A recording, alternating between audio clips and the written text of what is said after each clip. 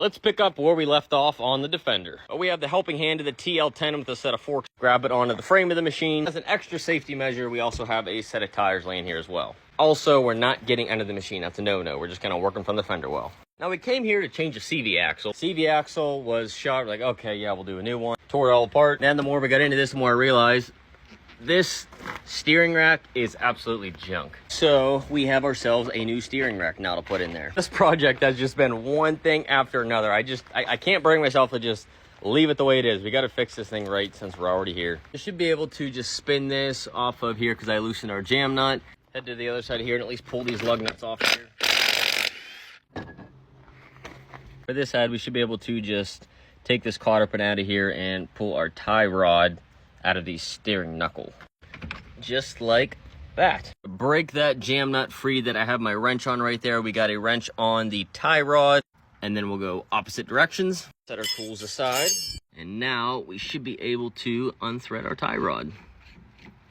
While I'm unthreading this, just kind of looking at what's next. That steering shaft with the bolt coming through there, that's going to be the next one. Hopefully that rusty metal doesn't signify a fight coming up.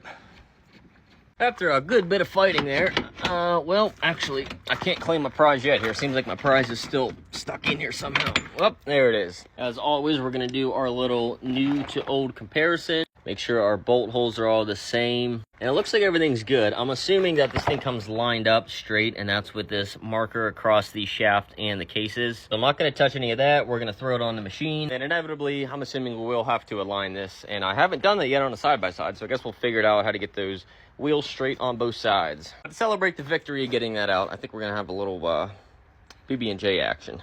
Just for a change of pace, let's go to the back here and slip on this clamp. Maybe try and get the old one out first. I'm actually amazed that came out. I was betting money that thing was going to break. Try and pry this guy out of here somehow, some way. So here's probably why the last guy didn't put a new clamp on. CanAm has it welded on the top there. Ripping and tearing and cutting there. And we got the clamp. All my equipment, all the little stuff, I swear is 2-inch. So we're going to want a 2-inch lap joint. So we'll take this guy right here. I've learned through project restorations, exhaust clamps and heat wrap and all that stuff is just so nice to have on hand. All lap joint means is one side is raised higher than the other. To fit this style here, when you have one side slipping over the other side, you can see right about there, it comes out and over. These clamps I like a lot. They seal really nice. You know what? I don't even know what size this is because that's fully tight and I can still spin it around a little bit. I question if this is some weird size, like 1 3/4 inches or something like that. I'm not sure. It's weird. So I just ran a butt style clamp here, which is one size the whole way, and I really reefed it down and ended up snugging up nice. All right, back on track here. Let's clean up our face a little bit and then stick our new steering rack in there, which now that we feel good about our fitment, we're going to go ahead and do that. With our rack all tidied up in there, we'll toss on our tie rods, and fortunately this still has a good bit anti-seize in there, so we'll get this started. I'm going to thread it pretty much wasn't where it was before, which is almost to the end, and then we'll check everything out. With our tie rod put on there, last little thing is that bolt comes out, and we're going to toss our 2-inch lift on this side. Toss our spacer onto there, lug nuts. Back to this side, I say the next step is let's toss in our CV axle. I think it's a good time to do it. It'll click in and I think we're in there. They are just so much nicer to put in. If I learned anything, definitely disassembly on this stuff isn't as fun, but reassembly, things go so much smoother as per usual. Passenger side threaded on. I'm thinking next we do the steering knuckle. With 2 hands, I'm gonna pull this up and slip that lower ball joint in. CV is in, everything is tight and torqued there. Now let's put in a thing I never even needed to take out here. For some reason I took out the caliper mounting bolts to the knuckle. Next up we'll grab our bracket lift. Again, we're just throwing this on. That basically pushes, how's this thing go? Like so. Mounting holes that used to be here are now up here, which pushes everything down, which gives us a little lift. Something just is not happy here. This side's all good. However, this side, I cannot get this thing to come up. It's like we're literally like 2, 3, almost actually 4 inches off here between where we need to be.